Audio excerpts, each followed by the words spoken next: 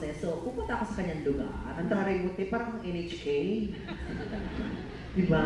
Yung reporter sa NHK, o kaya? Importante po na bigyan natin ng karantapang kahandugan ng awit ng ikakasal, lalo-lalo na Pilipina po na ikakasal sa ating Japanese dahil isang babae na naman po ang mahahaon sa kahirapan.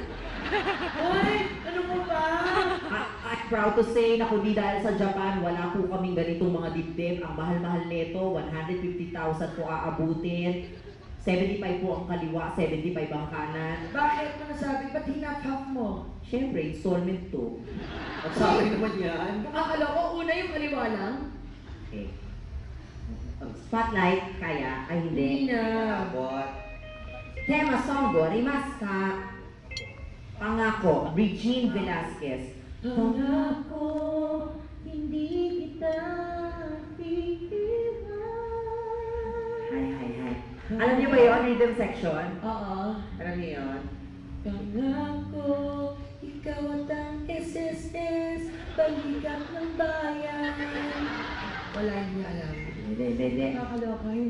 じゃあ、pangakoは、お歌をします。でもね、なんかね、昨日は、JAXA のお客さんは日本人3000ペソもらいました。なんかね、あなたの気持ちはあげていいですか？ Ano ang sabi mo? Hindi ko pwedeng sabihin ang ibig sabihin, baka ma-award ako. Ayan na. Ayun na, dumudukot na atin ng samurai! Hindi ako natatakot. Bakit? Kasi hindi naman siya nagdadala na samurai, bawal naman dito ang deadly weapon, no? Ay! Ay, Diyos ko! Kunyari hindi natin nakikita. Ay, Hindi natin napapansin. Gusto ko ang ganda ng stage. Grabe. Sarap matulog dito. Japanese never fails to help Filipino friends because our Japanese friend, Mr. K, Yes? just gave us 1,500 pesos! Oh my gosh! Arigatou gozaimasu, Makoto ni arigatou gozaimasu. Thank you. Babalik na ulit ako doon. Totoo po talaga ang kasabihan na ang Japan, sagot sa kahirapan. Yes. So, sa mga kababaihan, Magtrabaho. Oo, tayo ay magtrabaho na sa Japan dahil doon, kikita tayo ng lapad. Dito sa Pilipinas, Kikilang lalapad. mapangit naman nun, ano? Parang tanduay. Importante, syempre na ikakasal sila, tapos naway magbunga ng maraming anak. Ikpay no kodomo. Paano ba? Ikpay kodomo ariyon ne, gambate kudasai. Ibig sabihin, galingan mo ang pag-shoot. Oo, tapos ate, may payo lang ako sa'yo, ate. Kung sakali naman na ayaw mo magbuntis muna, isang lang paraan na pwede kong may payo sa'yo. Ano? Hindi mo na kailangan kung gumamit ng mga contraceptives. Ba? Naku. Paano yun? Kasi magastos pa yun eh. O paano gagawin doon? Hindi gagamit ang contraceptive? Sure, mapubuntis yun. Ay, hindi. Ano gagawin? Alam mo ate, ito ha, pakinggan mo mabuti. Oh. Alam naman natin ang mga Hapon, hindi na puputol, di ba? So ibig sabihin, Oo. hindi potsu. Oo, potsu pa, potsu, oo. So gawin mo ate, hatakin mo lang yung sobrang balat, te. Tapos itati mo ngayon, te. O, at di ba, hindi ka tatamaan nun, te. Oo. Tapos the next day, may ulam ka, vegan ng gunisa, te. Nakakala kayo pag nakita mo pagkatapos busog na linta. Pero alam mo kung bait talaga ng mga Japanese. Oo, Diyos ko. Alam mo kung walang Japan po kaming tatlo ngayon, hindi po kami ganito ka-Diyosa. Kasi po, alam naman natin sa pagpaparetoke po, it will cost you a lot because of course cosmetic surgery is not cheap. Yeah, it will cost you like 150 here, but the most expensive part is the of course the private organ. It will cost you 500,000. Ang mahal.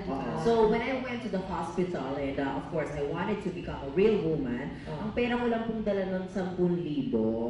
Ay, Teka so, ginawa, in fairness naman, mabait yung ospital, ginawa pa rin yung gusto kong mangyari. 10,000?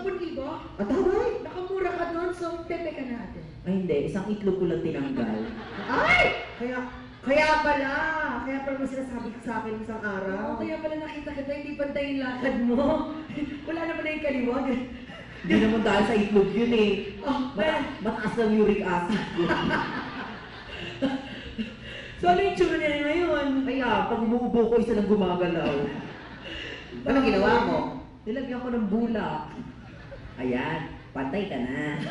Stop, Toy. Pero alam niyo, babae talaga ng mga Japanese na yan. Bukod dyan, sa lapad na bawat pinapadala namin dito, pamilya namin na natutulungan, ang kapatid ko na pagtapos ko ng pag-aaral. Ay, talaga. Galing naman. Ultimo, nanay ko na pagtapos ko ng pag-aaral. Ay, ha? College degree holder na ang nanay mo. High school. Ay, at least. Natulungan ko, ang dami kong natulungan ng dahil sa mga Japanese na yan. Nihonjin tachi zettai zettai ni yasashi desu. Wow. Nanginginig pa yung dulo. Thank you very much.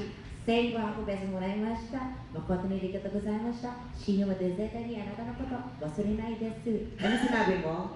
Sa binigay niyong mata sa 500, hanggang kamatayan ko ay hindi ko makakalimutan. Salamat.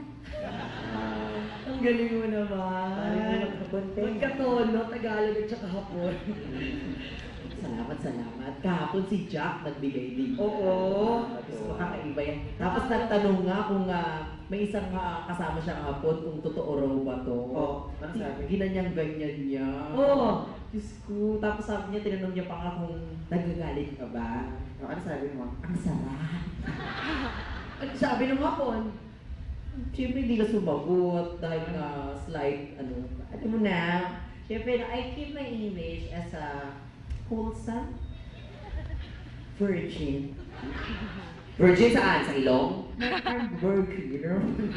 Ang liit ng bibig mo doon. Anyway, we sing a cappella of Pangako. So, kailangan to voicing to voicing para kay Keisan no Tami ni Desi. Pangako Pangako ni Regina. Pangako. Chorus na agad. 1, 2, 3. Ay, teka lang saglit, yung tono mo muna.